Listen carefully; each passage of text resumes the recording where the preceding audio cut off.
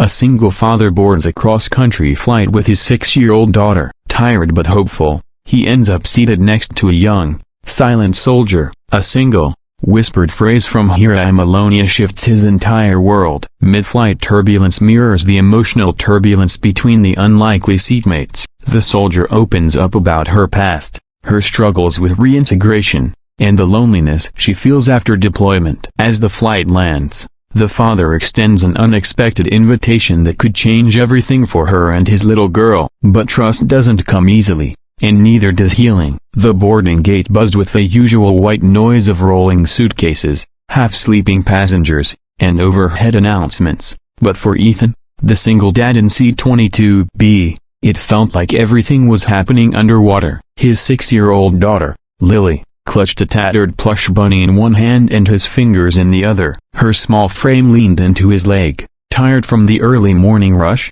her pink backpack bouncing as they made their way through the narrow aisle. He didn't travel often, not since Lisa passed. That was 2 years ago, and the wound still flared at odd moments like this. Ethan had planned this holiday trip months ago, wanting to give Lily something special, something outside the stillness and the empty rooms at home. This flight was step one in that journey, a direct route to his sister's house across the country for Christmas. He was nervous, but determined. Their seats were near the wing, a little past halfway through the cabin. He lifted Lily into her window seat, stowed their backpack beneath the seat in front of him, and sat down with a sigh heavy enough to carry the weight of 2 years' worth of single parenting. A few seconds passed before he noticed her, the woman in uniform, settling quietly into 22C, the aisle seat. She didn't say much as she adjusted her backpack and sat down, and Ethan didn't want to intrude. Her expression was neutral, unreadable, but something in the way she exhaled as she sat, like she had just put down an invisible burden, made Ethan take subtle notice. Her name tag read Daniels, but she didn't make eye contact, instead looking straight ahead, the lines on her face stiff, not from age, but experience. The engines hummed louder as the flight crew prepared for takeoff. Lily pressed her forehead to the window, eyes wide, watching the tarmac blur with snow. Ethan leaned over her gently to tuck the seatbelt across her lap, then turned back to face front. It wasn't until the plane was midair and the seatbelt signs were off that it happened. "I'm alone," the soldier whispered. It wasn't even said to him, not directly. It was like she had said it to the air, to herself, maybe to the hum of the engine or the clouds outside the window. But it was just loud enough, and just close enough, for Ethan to hear. He glanced sideways, unsure if he should respond. Her head remained tilted downward, her hand gently clutching a small photo, a snapshot of 2 kids and a dog, worn like it had been folded and unfolded 100 times. Her thumb trembled ever so slightly as it moved along the edge of the picture. Ethan hesitated for a moment, then softly said, "This your family?" She looked up, caught off guard that anyone had heard her whisper or noticed the photo at all. Her eyes, a steel gray shade, met his, and in that split second, he saw it. Loneliness wasn't a word, it was a shape in her face, a weight in her posture, something deeper than exhaustion. "Used to be,"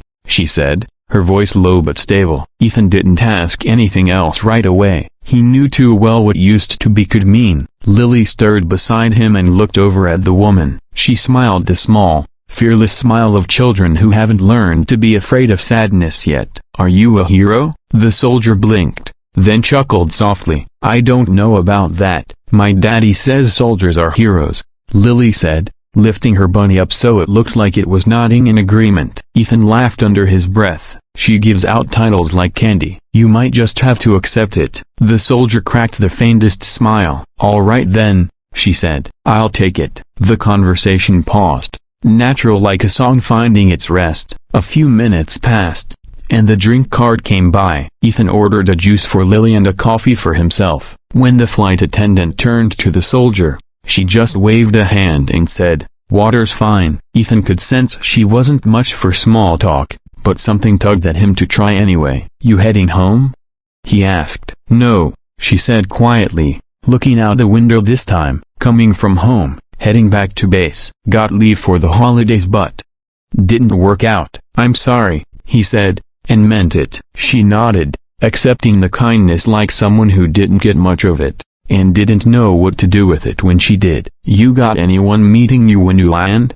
he asked. She hesitated. No one waiting." Lily had curled up against her window by now, bunny in hand, eyelids heavy. Ethan reached over gently to cover her with a small throw blanket he had pulled from the backpack, then he turned again toward the woman. "You could come with us," he said, the words escaping before he even fully processed them. She blinked, unsure if she heard him right. "What?" "I know it's crazy. You don't know us, we don't know you, but if you don't have anywhere to go or come with us, my sister's place. It's not much, but it's warm, there's too much food, and my daughter's got enough Christmas spirit to power a whole block." The soldier stared at him, not with suspicion, but disbelief. "You're serious?"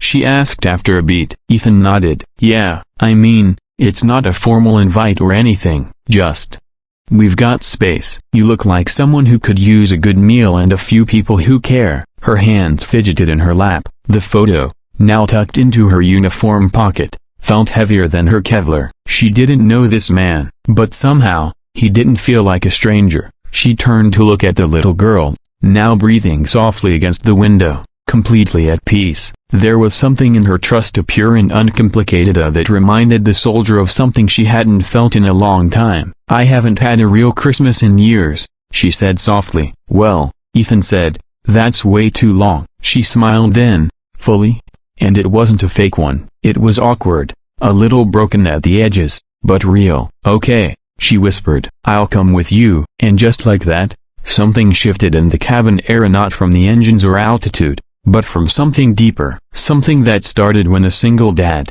still learning to live again, reached across invisible barriers and heard the whisper of someone who needed family just as much as he did. The rest of the flight passed with quiet conversation. She told him her name was Rachel. She had served 3 tours. She didn't like loud noises anymore, couldn't sleep much, and missed her dog more than most people. Ethan told her about Lisa, about being a dad, about how hard it had been to wake up every morning after she was gone, but that Lily made him do it anyway. When the flight landed, Ethan held Lily's hand, and Rachel followed behind them like she'd always been part of the picture. People rushed to baggage claim, families hugged, lovers reunited. But amidst the crowd, the 3 of them moved quietly, a new kind of trio, unbalanced but somehow whole. As they waited for their bags, Lily reached up and grabbed Rachel's hand like it was the most natural thing in the world. Rachel didn't let go, and in that moment, surrounded by strangers, in a loud airport with Christmas music playing over the intercom, no one knew that something extraordinary had just happened. 2 people, each with their own grief and scars, had crossed paths in a way that would redefine what family meant, not through blood, but through choice. And it all started with a whisper, "I'm alone," and a stranger who chose to listen. Ask ChatGPT. Tools.